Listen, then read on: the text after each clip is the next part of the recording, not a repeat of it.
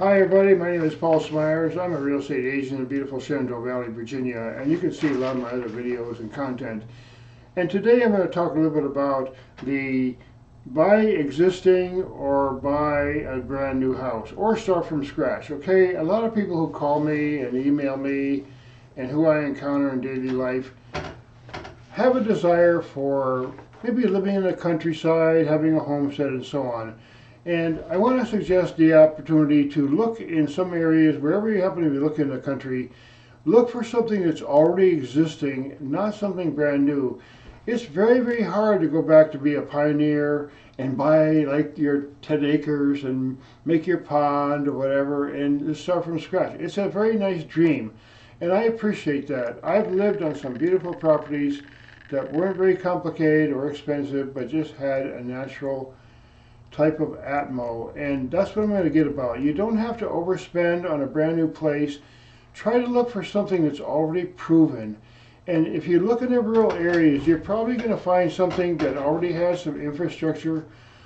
I once, believe it or not, I lived in a mobile home for a while. It was a cheap rent, it was great storage, and it had everything, a beautiful view, quiet road and everything.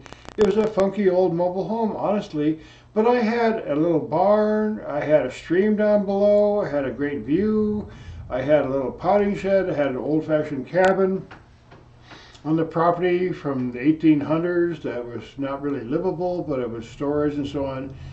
And it was a sweet little place. It just happened to be part of a large 800-acre estate owned by a multimillionaire who was my landlord for a while. And it was an absolutely beautiful place. And when I found out what he paid for it, I realized, it may be an awkward place. If you find some place out in the countryside that needs a little work, consider adopting it, you might say, because the cost of upgrading something that's already existing, it may have a well, electric, a plumbing situation, it may have a garden, it may have a chicken shack, it may have a barn on it, it may have a driveway already in place, even a paved driveway. I have seen properties that are so undervalued. It depends on what you want to do with it. See, a property on Zillow, you see them, they say a price. Okay, what does that price really mean?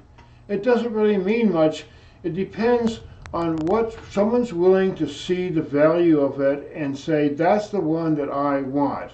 You can't predict that on Zillow and all that, especially out in rural areas. Out in the rural areas, you find properties that every single one is completely different. And you have to take a different look at it because you may not find a comparable at all when you compare. So what you have to think about is compare this property and that property. Which one can I bring value to? Because when I saw the property that I live on, I realized that property is undervalued by the person selling it. I know it will sell fast because certain people will see the value of this property and its multi-use capacity, and that it has open zoning and you can do a lot with it.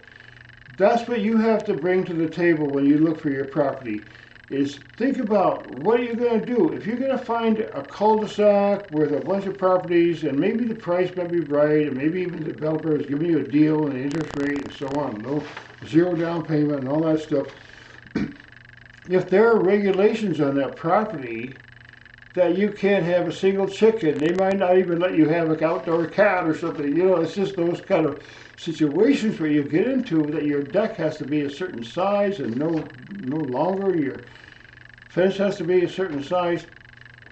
You won't get into that when you go out and buy a rural property that's already existing. And I'm telling you, there's a lot of people who they're elderly, they live out in the country, or maybe they went on, their children inherited something, and there's properties way out, maybe even a mobile home on 2 acres on a lakefront for $200,000. Yeah, but it's got lakefront on a popular lake, you see. So there's properties that you can look into that may not really fit your dream idea, but I meet a lot of people who are, say, young people that are looking for a place to where we're going to buy our first home together. It's so romantic. Don't overbuy. Don't overdo it.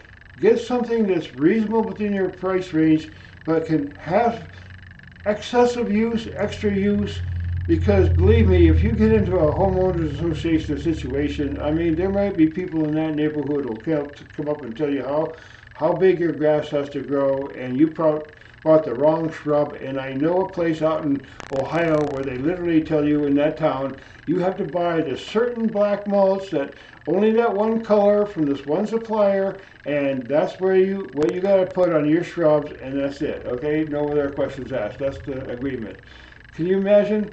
If you want to buy land and have freedom on your land, look for something that may be undervalued out in the countryside where people, some of the, like I said, elderly people, they just begging for somebody to say, take this property off my hand, do something with it. I've lived here, it's all paid for, there's a driveway, a shed, a garden, a chicken hatch, and every damn thing you want, a barn maybe, and 5 acres next to a woods. I mean, what are you looking for?